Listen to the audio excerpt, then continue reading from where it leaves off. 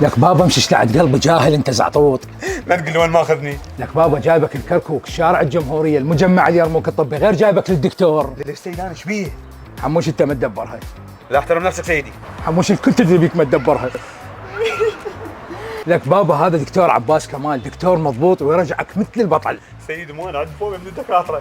لك بابا ماكو اي خطورة تنقاس من اوديك يم دكتور عباس. الله تعال.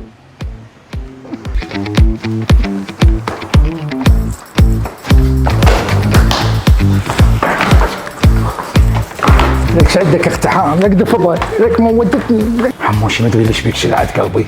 سيدي كان في ضايح الخاطر الله. حموشي ليش منو يدري؟ سيدي كل المنطقه تدري. ومنو قال المنطقة؟ اولاد عمي.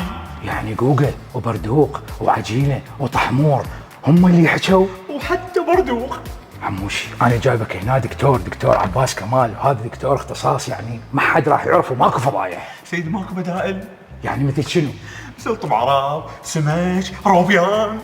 حموشي يأسفني اقول لك لو وكلتك دجله كلها وشط العرب ماكو نتيجه. يعني سيدي ماكو امل؟ ماكو امل شنو بابا؟ ما قلت لك جايبك يا دكتور عباس كمال، عضو الجمعيه الاوروبيه والعراقيه لجراحه المسالك البوليه والبروستات والعقم، شهاده الدكتوراه بورد في جراحه الكلى، علاج حصى الكلى والحالب والمثانه بالناظور والليزر، وعلاج اورام الكلى والمثانه والبروستات. بعد وين اوديك؟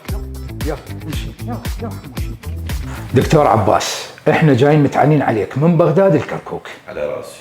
حموشي شويه عنده مشكله بسيطه يعني ما قاعد يدبرها. لا سيدي احترم نفسك. محترم نفسي والمنطقه مالتك كلها تدري، ولد عمك هم يدرون. لا تضوج ولا تنقهر، ترى فتحنا السنتر باحدث الطرق العالميه بالاجهزه الالمانيه والامريكيه لعلاج الضعف الرجالي والبروستات بالمايكرويف. يعني ما افكر وما اندار، ايش قد راح تقطنا بالاسعار؟ استاذ عاوز جيتك على العين وعلى الراس. احنا بالنسبه لنا تكلفه العمليات مالت البروستات بالمايكرويف تكلفتها ربع اسعار العمليات البروستات، وبالنسبه للضعف الرجالي هذا الجهاز تكلفته ربع سعر وضع الدعامات. يعني خلينا نتوكل لعد ونروح للسنتر. يلا حموشي. يلا حموشي. يلا حبيبي. يلا حموشي. تعال. دكتور هذا الجهاز؟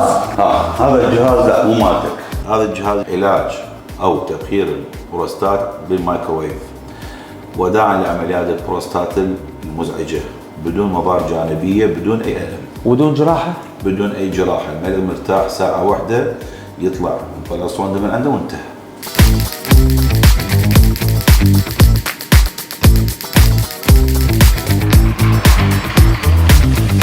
شحنته. ها ما تأذيت حموشي. لو كانت اوبرا كان اذى اكثر.